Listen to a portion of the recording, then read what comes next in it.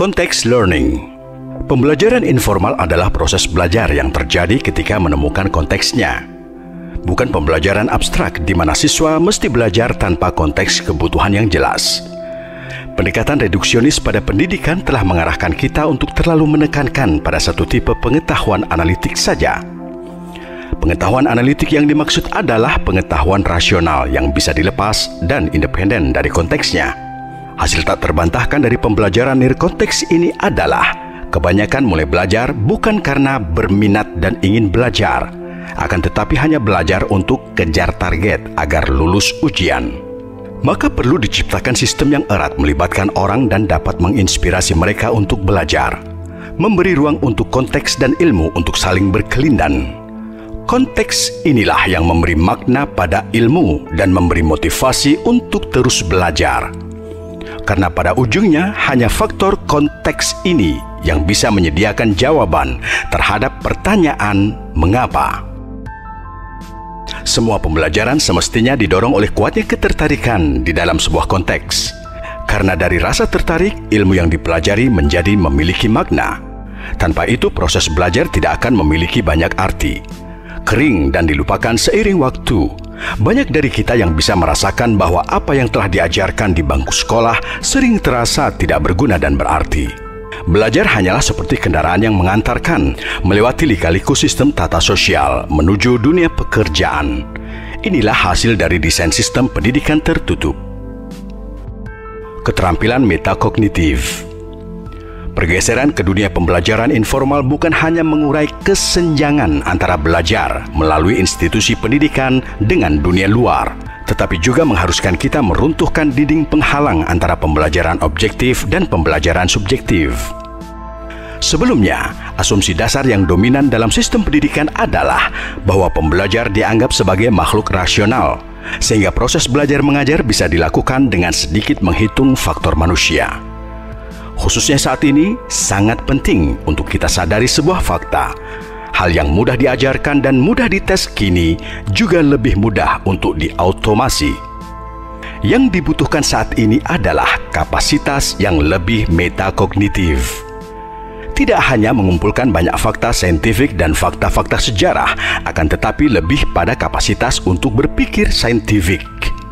Berpikir selayaknya sejarawan, berpikir filsafati, mulai menambah kapasitas untuk mengembangkan skill sosial dan emosional. Bagaimana cara bekerja sama dengan orang-orang dengan latar belakang berbeda, yang punya cara pikir berbeda dan yang dapat melibatkan sudut pandang dari bidang keilmuan berbeda. Pembelajaran kolaboratif. Saat ini pembelajaran dipandang sebagai sesuatu yang dilakukan oleh individu-individu.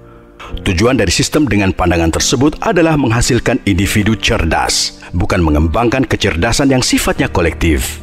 Sistem ini menempatkan individu yang secara akademik dinilai kompeten sebagai yang terbaik. Tidak peduli bagaimana model pengembangan diri atau kapasitas kolektif lain pada dirinya. Model pendidikan tradisional kita jelas didasarkan pada konsep reduksionis yang menempatkan individu sebagai lokus dari kelompok sosial.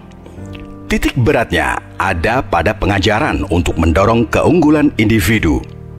Konsepsi tersebut memang mengakar sejak lama. Kita bisa melihatnya dari tempat duduk siswa yang terpisah agar lebih fokus pada guru dan buku pelajaran.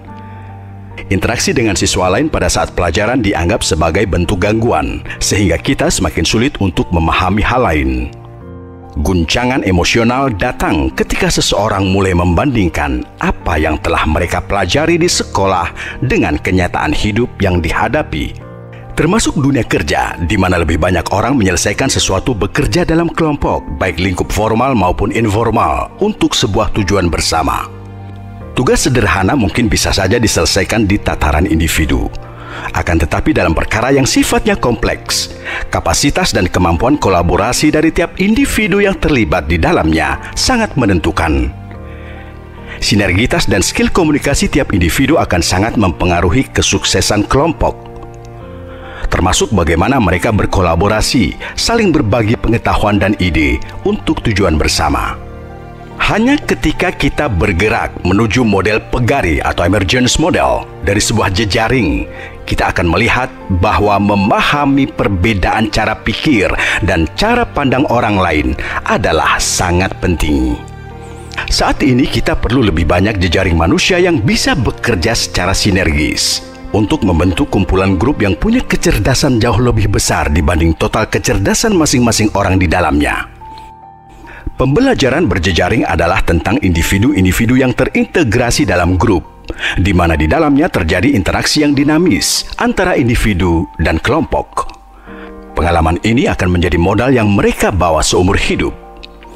Penekanannya ada pada kolaborasi yang sifatnya sinergis, punya keragaman keterampilan dan pengetahuan yang menstimulasi pegari atau emergence, memungkinkan mereka untuk melakukan eksplorasi secara kolektif, merasakan dinamika yang terjadi, mencipta dan berevolusi bersama-sama dalam tujuan yang sejalan, mengasyiki minat yang menyatukan mereka, mengalami rasa sepenanggungan, dan punya andil untuk tujuan bersama yang lebih besar. Pembelajaran berkelanjutan. Pembelajaran tidak dilihat sebagai proses yang terintegrasi, tetapi dipecah menjadi macam-macam mata pelajaran yang dirancang sebagai seperangkat langkah linier yang harus dilalui seseorang sampai berakhir pada periode tertentu sebelum mencapai fase siap kerja. Mengembangkan sistem pendidikan proaktif berarti bergerak dari statis yang melihat ke belakang menuju dinamis yang berorientasi ke depan. Ambil contoh. Jika sebuah kurikulum baru dikembangkan, maka harus ditanyakan pula sampai seberapa lama kurikulum tersebut punya relevansi. Kita semua perlu menyadari betapa cepatnya perkembangan informasi di zaman ini. Dengan beralih ke open system pendidikan, kita tidak perlu lagi hanya bergantung pada konten-konten yang sifatnya historis. Kita bisa mulai menemukan cara untuk mengintegrasikan sumber-sumber yang kini sedang dikembangkan bersama. Pendidikan harus selalu berkaitan dengan kapasitas adaptif untuk terus-menerus beradaptasi dengan kenyataan dan tantangan dunia melalui proses pembelajaran. Ini tentu membutuhkan langkah perpindahan dari hanya menilai hasil ke menilai proses. Dari menilai produk hasil akhir ke lebih memberi penilaian keterlibatan pada proses secara berkelanjutan. Bergerak dari mindset hasil ke mindset pertumbuhan. Membuat lingkungan yang mendukung proses pertumbuhan untuk belajar dan mengembangkan diri, mendukung seluruh siklus kehidupan manusia. Model yang sudah ada hanya dibentuk untuk menghargai arti kesuksesan dibanding pentingnya memahami arti kegagalan. Padahal kita tahu bahwa untuk sukses, kita juga perlu merangkul pengalaman kegagalan dan menjadikannya peluang untuk belajar lebih baik lagi. Pendidikan model tradisional seolah mengajarkan bahwa kegagalan adalah sesuatu yang buruk. Bahwa ketika orang lain punya solusi, maka Anda tidak perlu repot-repot punya solusi alternatif yang lain. Termasuk sebuah proses di mana Anda diberi bahan materi yang nanti akan dites pada saat ujian. Lalu Anda harus menunggu mereka untuk memberi nilai apakah jawabannya benar atau salah. Kalau jawaban tidak sesuai dengan yang diharapkan penguji, maka Anda gagal. Semua itu bukan merupakan model yang baik, karena mengajarkan hal yang berkebalikan dengan apa yang terjadi di dunia nyata. Bagi mereka yang ingin mengejar karir dengan penuh makna, bagi mereka yang menginginkan pertumbuhan dalam hidupnya, kegagalan merupakan batu loncatan menuju kesuksesan. Pendidikan berbudaya perlu mengubah paradigma tentang kegagalan ini, lalu mulai membangun proses belajar dan penilaian yang lebih sesuai. Solusi. Bagaimana konkretnya sistem pendidikan yang dibutuhkan generasi selanjutnya? Bagaimana cara mengintegrasikan ide-ide yang sudah ada dan kemudian membangunnya menjadi sebuah platform yang dapat mengubah sistem?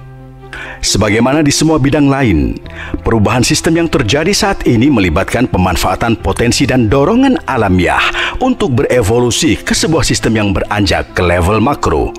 Seperti halnya globalisasi dan kebangkitan teknologi informasi melampaui model sistem era industrial di mana banyak kelembagaan menganut closed system. Melalui internet dan adopsi komputer yang luas, kita bisa punya platform informasi dan pendidikan yang sifatnya global. Kita memiliki kemungkinan untuk mengubah sistem yang telah retak oleh kelebihan kapasitas menjadi yang lebih terintegrasi pada jejaring global sehingga dimanfaatkan oleh semua orang. Alih-alih selalu mencipta ulang roda yang sama untuk menggerakkan salah satu sistem, kini kita dapat berkolaborasi untuk menemukan solusi yang lebih spesifik untuk diterapkan melalui jejaring internet. Dengan infrastruktur teknologi, kita bisa mulai bergeser dari model terpusat menuju open model, di mana whole is greater than the sum of its parts. Mengutip tokoh pendidikan Toto Raharjo, gerakan pendidikan akan terjadi jika prinsip semua orang itu guru, semua orang itu murid, semua tempat itu sekolah dijalankan melalui dinamika kontekstual dalam keseharian. Yang kita butuhkan adalah platform pendidikan yang terbuka, di mana semua bisa bergabung, baik untuk belajar maupun mengajar. Platform terbuka memungkinkan kolaborasi dan kreasi berjalan beriringan. Dengan demikian bisa langsung diduplikasi dan disesuaikan untuk menjawab permasalahan skala lokal.